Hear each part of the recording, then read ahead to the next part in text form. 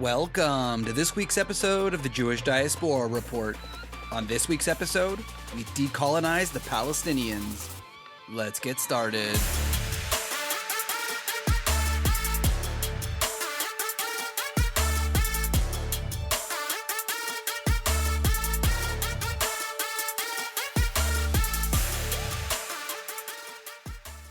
By far, the worst thing for a Palestinian is not Israel. It is our fellow countrymen.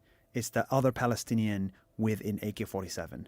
Another Palestinian with an AK-47, aka Hamas, is so dangerous for the average Palestinian because it becomes almost like a thug society. It's like whoever governs is the one with the weapon. The woke left Europeans, it's almost like a feel-good kind of thing. I must always be with the weaker side just because it feels good to support the weaker side. But, unfortunately, and I tell you this as my family is one of the weaker side, these protests are almost racist. And you can quote me on this and you can cancel me on this. It doesn't really matter. Why are they racist? Because they have this soft bigotry of low expectations. We do not expect much from the Palestinian. So they can kill, they can do whatever they want. They can do October 7th. And, they're always oppressed and therefore they can do no wrong. I think that's misguided. Mm-hmm. I am Palestinian, and I'm telling you, we have done something wrong. We have to do our own reforms to be able to thrive. These are the words of the Israeli Arab, also sometimes referred to as a Palestinian Arab, Naz Daily, a very influential person. He's an influencer on YouTube and on social media, and has spoken out pretty clearly post-October 7th about the way the Palestinian Arabs have been treated, but not by Israel. He is part of a very small, but maybe slightly growing community of Palestinian Arabs, some who live in Israel and others who are not living in Israel, but living under the Palestinian Authority, or used to until they got threatened, who have been calling out the Palestinian Arabs themselves, their leadership, their own thought processes, and even the West for supporting the unfortunate situation of bigotry of low expectations. For some of my longtime listeners, you might remember episode 162 and a few after, where I went over Ahmed Fuad al-Khatib and his similar claims that we need to be starting to hold the Palestinian Arabs to account for their failures, for their mistakes, and for their lack of actual movement on improving their own lives. They can't just simply blame Israel forever and sit in their terrible conditions that they create for themselves, or at least their leaders do, while the leaders get rich. There needs to be something that changes. And on this episode, I thought it would be very interesting to give you guys a little bit of a background on the supposed Palestinian people. As many of you who follow this podcast know, I don't really believe in that term, although they do now identify as Palestinians. The reality is they weren't ever really Palestinians. The Palestinian identity was forced onto all people of British Mandate of Palestine, but no one really liked that idea. The Jews begrudgingly took it because there wasn't yet an Israeli state. The Palestinians that we know of today said very clearly they were South Syrian Arabs. Palestine never existed. But we'll talk about that in a minute. So despite the fact that they claim that they are a people, they really aren't and never were. Today, even under the umbrella of a Palestinian Arab, are a wide variety of people that aren't really connected in very many ways. So we're going to go over that history and explain where they came from, how they got there, and why they have so many issues today, even in their own society, much of which they, for some reason, blame on Israel. We're going to see what people like Al-Khatib and Naz Daily are saying they should be called out for, and the West should stop supporting.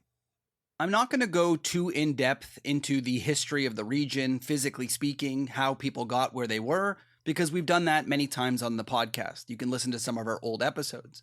But what I do want to start this episode with is a quote from a man named Walid Shubat, who is a PLO member, a man who claimed to be Palestinian for many years, who is quoted as saying, "Why is it that on June 4th, 1967, I was a Jordanian, and overnight I became a Palestinian? We considered ourselves Jordanians until the day that the Jews returned to Jerusalem. Then, all of a sudden, we were Palestinians.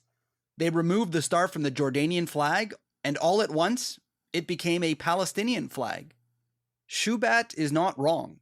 This is his experience, and the experience of many people who now call themselves Palestinians, or at least their grandparents or great-grandparents. In 1967, one day Yasser Arafat, a man from Egypt, came along and decided, with the help of the Soviets, to create a Palestinian identity. So these Arabs, who saw themselves either as Jordanian or Egyptian or various other backgrounds and ethnicities, all of them were told, you are now what we're calling Palestinian people. And essentially they are told to forget their entire history.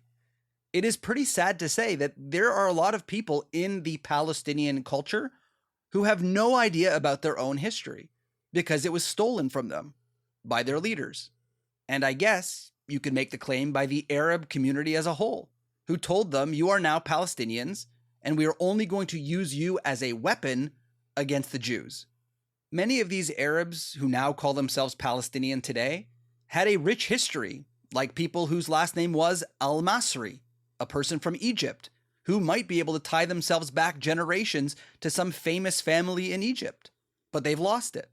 Or someone who's named al-Baghdadi, someone from Baghdad, who might have also had a very amazing history and a family line that took them back to the Mesopotamians. But for some reason, they're told to ignore it. Give it up. You are a Palestinian now. And ironically, when you talk to many Palestinian Arabs today, they have no idea about their own history because it never existed. You'll talk to them and ask them, who was the first king of Palestine? I don't know. When did your family come to Palestine? I don't know, hundreds of years ago? They have no idea because it's literally made up. Their grandparents many years ago were told to ignore their actual history, and it's a disgusting shame to those people. And it's not a surprise to why they did it. We know they've been very clear about it. Zuhair Moshin, another PLO member, came out and said that the Palestinian people never existed. The creation of a Palestinian state was only a means to continue their struggle against the state of Israel. These people are being used as pawns against the state of Israel by all of the other Arabs who care pretty much nothing about them. And so that's why for this episode, I wanted to talk a little bit about their actual history. Ironically, a history they don't even know, or they are actively trying to avoid because it ruins their whole narrative. When many people hear the term Palestinian today, or Palestinian Arab, they like to think that it's one group of people. Many times they'll use DNA, which is a BS talking point they use, suggesting they're all somehow related, that they are one people from one land. But that's not exactly the truth, because their history says something different. And ironically, they even know it today that they are not one homogenous group. For many, many years, long before the Palestinian Arab identity was invented, there were various different tribes in different regions from different places who, ironically, never got along with each other. It is only when Yasser Arafat decided to invent a Palestinian Arab people did he tell them all to forget that, put them all together into a group, and called them one name. But even today in modern society, these groups don't get along, and many of which are actually sworn enemies of each other. This was pretty well documented in the British Peel Commission report of 1937. This is where the British came in to try and sort out how to deal with the Jewish and Arab conflict in the land of what was then known as the British Mandate. And in the Peel report, it says very specifically, the Arabs of Palestine are divided by numerous personal, clan, and family rivalries, which seriously weaken their political cohesion. In the Peel report's attempt to try and figure out how to split the land, sort out this whole Jewish-Arab issue, they noticed that the Arabs weren't one people. They actually were fighting each other all the time. Made it quite difficult to give them a quote-unquote state when they didn't even get along themselves. And in another very interesting quote from Sir John Bagot Glubb, an English lieutenant general in the area, he is quoted as saying, "Loyalty to the family and the clan outweighs loyalty to any abstract idea of nationhood." The Arabs really didn't have a national identity. That wasn't created until the 1960s. They were a bunch of random groups of Arabs who hated each other, who fought constantly with one another, who all could get around the idea of hating the Jews and wanting the Jews out. And the last thing I'm going to say on this topic specifically is a British intelligence summary from 1938 that is quoted as saying a considerable proportion of the murders committed during the present disturbances are of the Arabs on Arabs arising from clan vendettas or political rivalry. This is the world that the British came into following the Ottoman Empire. For those of you who know the history, first was the Ottoman Empire. The Ottomans liked to put these very notable families in charge of different areas for either Islamic scholarship or for leadership of towns or even to be judges. They were called ions. These ions would be put in place by the Ottomans to do these roles on a local level and then report back to the head office in Constantinople. So it is not a surprise when the Ottoman Empire falls and the British take over that these notable families were still in charge of their certain areas and certain responsibilities. And they very often didn't get along with the rival families who were also vying for those jobs under the new British Empire. And as I said earlier in the episode, it's pretty shameful the fact that some of these families, ones we'll talk about in a second, have a great, long, amazing, miraculous history. Something that they should be pretty proud of, despite the whole colonization thing. They can go back pretty far in history to some pretty famous people. But everyone just throws that in the garbage because now we're all quote-unquote Palestinians with no history, or at least one that was made up. As an example of one clan, the Husseini clan, by the way, Yasser Arafat's actual last name was Husseini, much like the Grand Mufti of Jerusalem, who also had the last name al-Husseini. The Husseini family can actually trace its presence in Jerusalem back to the 14th and 15th century, something that is pretty cool if you think about it. They still did technically colonize, as they claim their descent comes directly from the Prophet Muhammad's grandson in Arabia. There's no doubt that they are a very well-established, amazing historical family. Just they're not Palestinian. They're from Saudi Arabia. There's also the very well-known Khalidi family, one of the oldest scholarly families in Jerusalem. They can date their presence in the land back to the 13th century. During the Ottoman period, they acted as judges and teachers and scholars, and in the modern period, they took on an education and diplomacy role. According to their family history, supposedly they believe they came in with Saladin when he came to recapture Jerusalem from the Christians. This is something pretty remarkable, historically speaking. Coming into the land with the most famous, some would say rescuer, others say colonizer, still technically not related to any other of the supposed Palestinians, but a very cool history nonetheless. And there is another famous name, Barghouti, mostly known now as the terrorist who's in Israeli jails. But this family name comes also from a very long line of very influential people. During the Ottoman period, they controlled land, acted as tax collectors, and occasionally even rebelled against the Ottoman authority. Guess we shouldn't be too surprised. They too can trace their lineage from Arabia when they traveled from the Hijaz in Saudi Arabia to Egypt and then Tunisia before eventually following Saladin into the land of Israel, or at the time would have been referred to as the province of Syria. No doubt, this is quite the amazing history. Imagine that you could think back and read history books about Saladin's conquering of the entire land and think my family was there. Something they should be proud of, I guess, aside from the colonization aspect. It is world history that everyone learns, and your family was a part of it. But Palestinian Arabs today can't talk about it because somewhere in 1960, their leadership told them to forget about their amazing history and to tell them that Palestine apparently existed for thousands of years and your family was just always here. You never came in, you never immigrated, none of you are foreigners, everyone's a local Palestinian from the country that never existed. I just want to say for the record that despite some of these clans and tribes entering as colonizers by the Muslim conquest, I'm not in any way saying that they don't have some claim to the land. I've always said that for a very long time. The people who have been there for hundreds or even maybe 1,000 years, that's a pretty big deal, and that's something they should be proud of. However, just so we all know, this is not representative of the majority of people today called Palestinians. Because as much as these clans were there throughout different Ottoman empires or even the British, we do know that hundreds and hundreds of thousands of Arabs also came in, possibly from those same tribes, from different areas.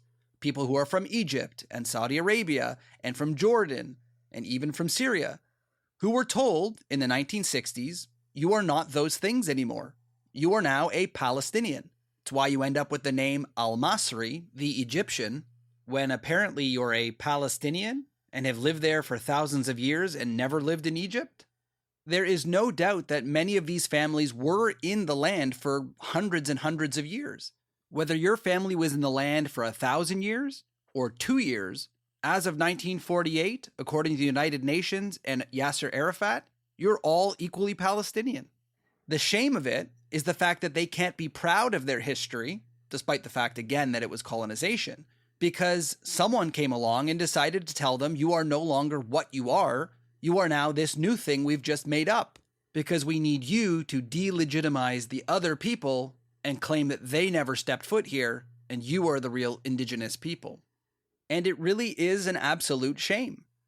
If the Palestinian Arab people stopped playing this fake game of a fake history, which, to be fair, at this point, I'm pretty sure most Palestinian Arabs today honestly really do believe that they were in the land for thousands of years when they weren't, because that's what they were told and they were taught in school.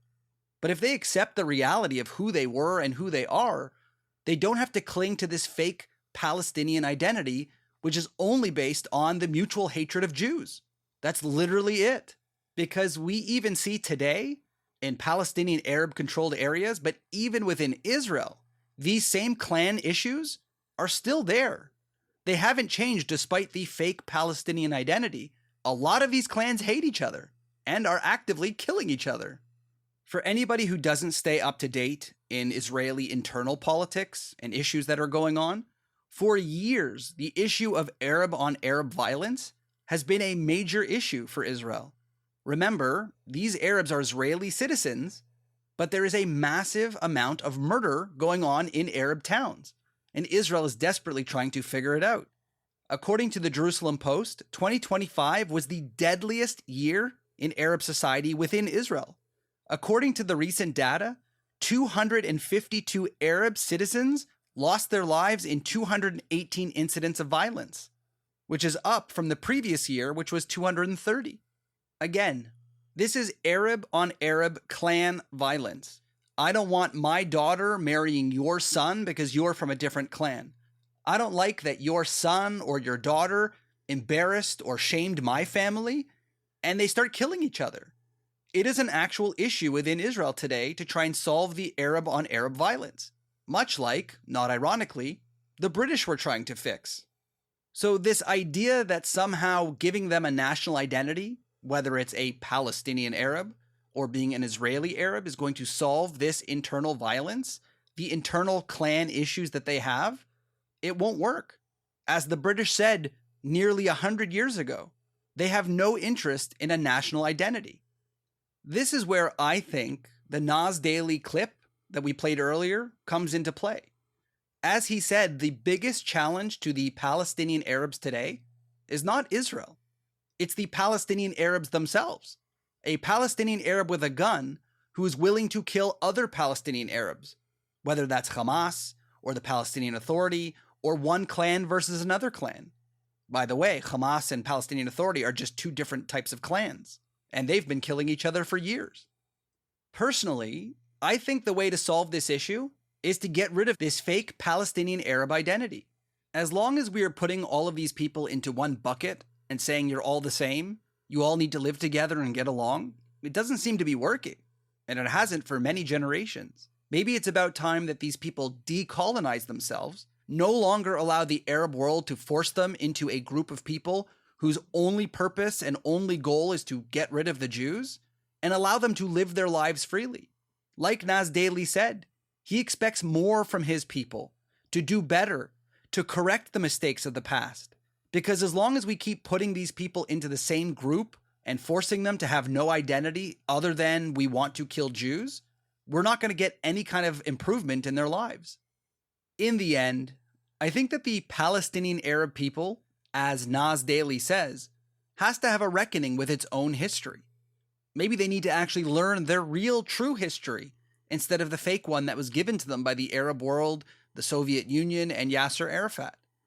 Maybe they need to realize that they do have a future within this land. Their future could be peaceful, living alongside the Israeli Arabs like Naz Daily, who don't focus their entire lives on how to destroy another country, and instead work on building up that nation. The 2 million Arab Israelis like Naz Daily have done wonders for the Israeli state, whether it's serving in the military, working at some of the biggest companies, or doing things like being teachers and doctors and nurses and pharmacists. All of these things that make Israel amazing today, because they've put down this fake resentment that they were told that they should have and focused on their own lives and on not making the mistakes of the past. Their people on the other side of the border have not tried to do that once. They have spent their entire lives wishing and hoping and trying to give everything in order to kick the Jews out of their land. The hundreds and hundreds of billions of dollars that were spent on literally nothing. Gaza is a great example, but also so is Judea and Samaria. The state of Israel started at the same exact spot as the supposed Palestinian areas. They were controlled by Jordan and Egypt for a while, but that aside, they could have built up whatever they wanted there. There really is no excuse for why Israel is one of the biggest technological, economic, and innovation capitals of the world, and why the only thing the Palestinian Arabs really have done is squander hundreds and hundreds of millions of dollars and committed themselves and their children to terrorism. All because the Arab world decided to tell them 70 or 80 years ago that your only purpose in life is to eliminate the Jewish people rather than focusing on yourself. While at the same time, all of those Arab countries grow and better themselves. I think Naz Daily, as well as a few other Arabs who refer to themselves sometimes as Palestinian, are on the right track. You need to stop making the mistakes of the past, dwelling on the history, and start focusing on improving yourselves and not making those mistakes ever again. And the first way you can do that is by decolonizing yourself, looking at your own history and no longer focusing on how to destroy someone else's. This has been another episode of the Jewish Diaspora Report. Don't forget to check us out on social media at jdr.podcast and check out some of our other episodes on your favorite podcast source. We'll see you next time.